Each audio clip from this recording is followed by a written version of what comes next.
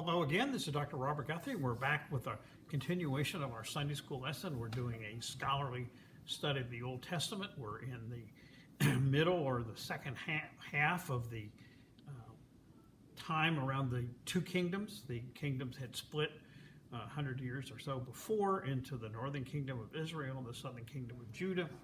And we're dealing with the beginning of the prophetic movements. Last time we talked about the prophet Amos. This time we have the prophet Hosea, and we're going to carry through really to the end of the northern kingdom. So it's a complex and difficult period to understand. What has happened historically in the area is that we talked about around the time of King Saul and King David, that there was really no major power extending an empire over the whole Middle East. At the time of Saul and David's kingdom, Egypt was in decline. The Hittite Empire to the north up in Turkey had disappeared, like empires just suddenly go whoosh. And there hadn't been any empire to replace it. So in that era, the two kingdoms had smaller regional kingdoms to fight around them. They had Aram, which was in the Damascus area in Syria, not all of Syria, just the area around Damascus. Ammon, which is in northern Jordan, where the capital of Ammon is now. Moab, which was due east. Edom, southeast. The Philistines to the west. So they had these smaller regional kingdoms, and this allowed King David's kingdom to become a regional empire, conquering the Philistines, conquering up into Syria, and conquering over across the Jordan. It's all changed now. Those have disappeared. Egypt has gotten stronger and periodically comes up and interferes in this area. But the new real boogeyman has appeared, and this is the Assyrian Empire. The Assyrian Empire is based in Nineveh, which is in northwest Iraq, up near Mosul, if you want to look on a modern map, almost up to the Turkish border and to the Syrian border. The Assyrian kingdom was strong, it was aggressive, and it was nasty, okay? Particularly nasty empire. And they developed a really nasty policy to keep their subject kingdoms under control, and that was the policy of exile. So if you revolted against them, if you were one of the subject states that were paying them, basically you had to pay tributes, what they called it, but it was basically give all your money to the empire. And if you stopped paying that or revolted, they came in and conquered you, they would take out your leadership of your community, the elite, the monarch, the aristocracy, the priests, the military leaders, the business leaders, the community, take all the prominent people out and move them a couple hundred miles away and plunk them down in another part of their empire among all these other foreign people who didn't speak the same language, didn't worship the same gods. And they would bring several different groups of people that they're punishing them and put them in your area. So it was a particularly nasty and terrifying policy. The whole point of imperial rule, of course, is to terrorize the people into not revolting against you. And terror must be maintained. Once they're no longer afraid of you, it falls apart. A good example was the Berlin Wall coming down in 1989, I think it was. Once the Soviets were not going to terrorize the East Germans, and the East German population wasn't afraid anymore, it just fell apart. And that's what happens to empires. So that terror must be maintained, and the Assyrians were really, really good at it. They were really nasty. And so the whole milieu was changed. So you got these two small kingdoms, Israel, the northern kingdom, stronger, about twice the size of the southern kingdom, wealthier and all that. But it's up against the Assyrian Empire. The Assyrian Empire borders with, now they had conquered the kingdoms of Aram and Ammon, and they're butting up against it. So it's really kind of terrifying. And they had already conquered Babylon over to the west. Babylon is down in Iraq, nearer where Baghdad is, not the same area, but in that part of Iraq. So they were conquering the whole Fertile Crescent. They wanted to sweep down, take the Mediterranean coast, and get down to the borders of Egypt. That was their thing. And then they would suck all the money out and make themselves rich. So it's a really nasty group to deal with as a small kingdom. In the middle of this, Israel is trying to figure out how to handle this. Sometimes they try to make peace with them, pay them off, give them the treasury they have in the temple and all that, and get them to leave them alone. They let them conquer the Galilee, which is up in the north, near the Sea of Galilee. They gave up that. That's some of the best farmland in the northern kingdom. So that was a tough loss, and gave them a bunch of gold and silver but made them in a very vulnerable situation. At this point, the second major prophet comes along. This is Hosea, and it's a difficult story to completely understand and to analogize, and so I'll do the best I can with it. Nobody knows how he gets this called to be a prophet. There's no description of it. No one knows what his background was, how old he was. He appears to have been from the northern kingdom. And nobody knows how his teachings have been preserved. They were clearly preserved by the southern kingdom, that they were written down in some context and preserved in the southern kingdom. They were compiled during the Babylonian exile, which is about 130, 140 years after, meant about 160 years after Hosea's time. He appears to date to about 745 BC, and the northern kingdom collapses in 721, about 20-some years later. And most people think he had about a 10-year run of being a prophet. He was different than Amos. Amos, the previous prophet we did on the last lesson, was very much a social justice prophet, that the rich need to quit taking advantage of the poor. The rich are sitting around in luxury. They tax the poor, and the poor are being abused, and they're God's children also, and you shouldn't do this, and you need to have justice and that. Hosea is different. He mentions that occasionally a little bit, but what he's really after is the lack of faithfulness of the Hebrew people in the northern kingdom to their God, Yahweh, the Lord, whatever you want to say. And he has this story that starts off with, and I've never understood exactly whether this is a true story or whether it's an analogy that he made up. It doesn't make any difference. My National Baptist pastor was convinced it was true. I was just curious. I'm not saying it isn't true. I just don't know. And it doesn't really matter. And he says that he was compelled to marry a harlot, a prostitute, an unfaithful woman, that he was compelled to marry her. Now, whether he was compelled by divine call to marry her, it doesn't say. Whether he was compelled by his own love, attraction for this woman is unclear. But she continues to be unfaithful to him. And he uses this as an analogy to the relationship between the kingdom of Israel and God. That the kingdom of Israel has been chronically unfaithful. They are always chasing after the Baals, the fertility gods. Remember, the fertility gods are easy. They don't demand anything of you. They don't have moral laws. They don't have the prohibitions where you can't do this, you can't do that, you have to do this, you have to do that. They don't do any of that. Basically, they encourage sexuality. A lot of people think that's a great idea. And encourage all kinds of wild sexual behavior. And they guarantee this: if you do these rituals and do this sexual stuff, and everything's going to be fine.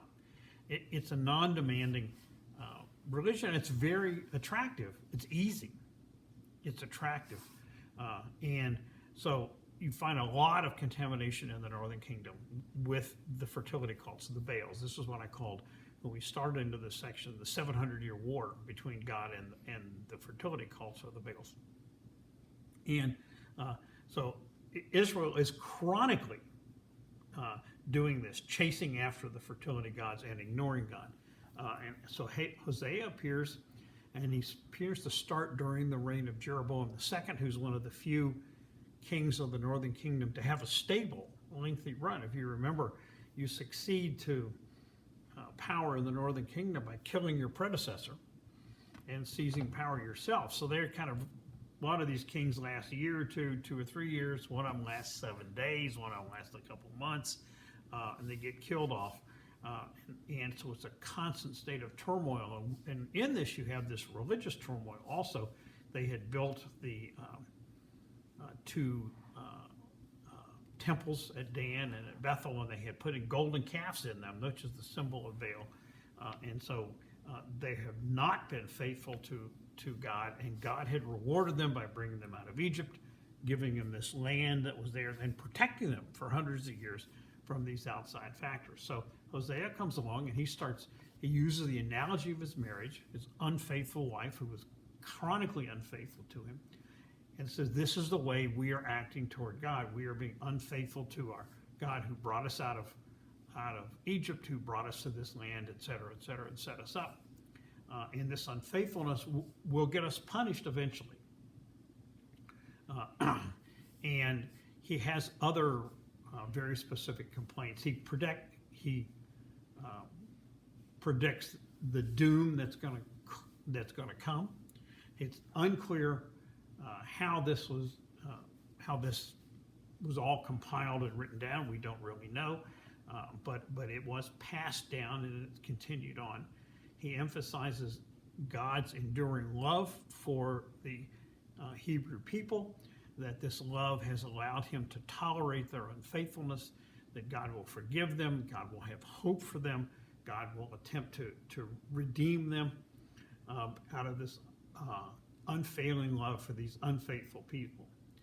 And he uses that analogy again with his unfaithful wife. He has some interesting points that don't get a lot of attention there, except Jesus would reference people to Hosea because he was very critical of empty, routine, but insincere religious ritual. People who were just going through the motions, doing the sacrifice, yawn, doing this, yawn, doing that, and going out and living their unfaithful, immoral lives afterward. And Jesus would refer people to go back and read Hosea.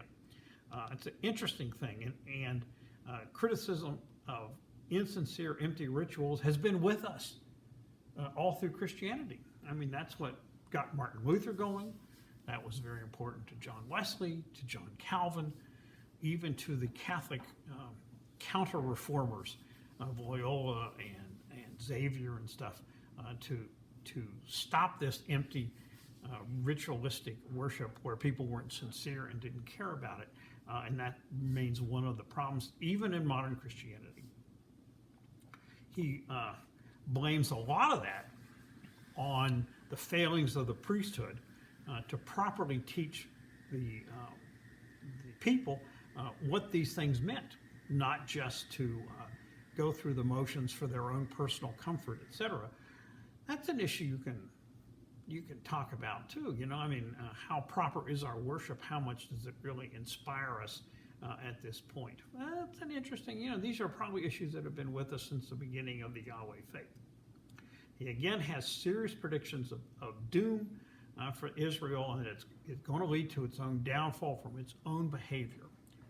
And there's an interesting quote in there predicting the downfall. It says, they have sown the wind, S-O-W-N, the wind, and now they will reap the whirlwind. And I read that and I thought, where have I heard that before?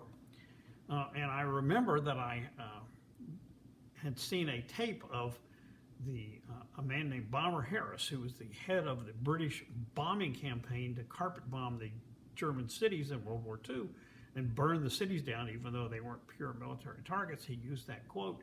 And I thought, that's an interesting analogy to have here to justify that type of military campaign. So I thought, I've heard that before when I noticed it. People have not ever heard that any other time, but I heard that there, and I thought that's an interesting justification for trying to slaughter your enemies.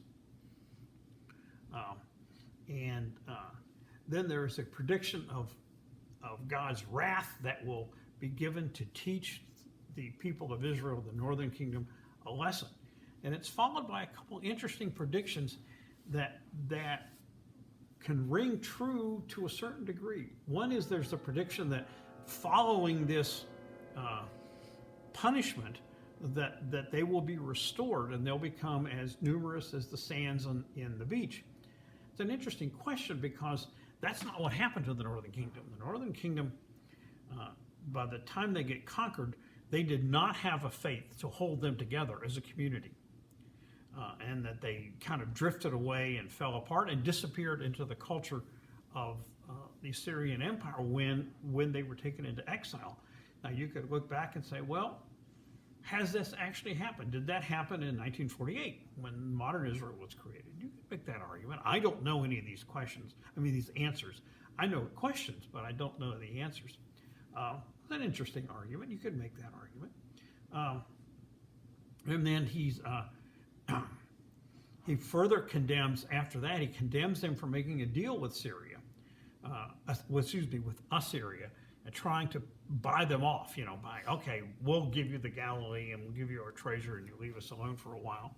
Maybe that's good, maybe that's bad, but he criticizes them for putting their faith in worldly actions rather than in faith with the Lord. And then in chapter 6, there's an interesting quote that says, on the third day he will rise up. Well, that's interesting. Looking at this as a Christian teacher, what does that mean? And it's interesting that was never picked up on by the writers of the New Testament. Neither that reference to resurrection on the third day or Jonah coming out of the belly of the fish. Remember, it was a fish in the text, not a whale that swallowed Jonah. And he came out on the third day and was basically brought back to the world, back to life on the third day. Here's two analogies to what happened with Christianity at Jesus' resurrection. And the New Testament authors who wrote the books never mentioned this. Did they not know it? Maybe not. Did they not have the interest in making that analogy? Some of them were, like Luke, one of the gospel writers, he was not a Jewish person. He was a Gentile. And so maybe that's where it is. Maybe it is. But it's fascinating to see them in there.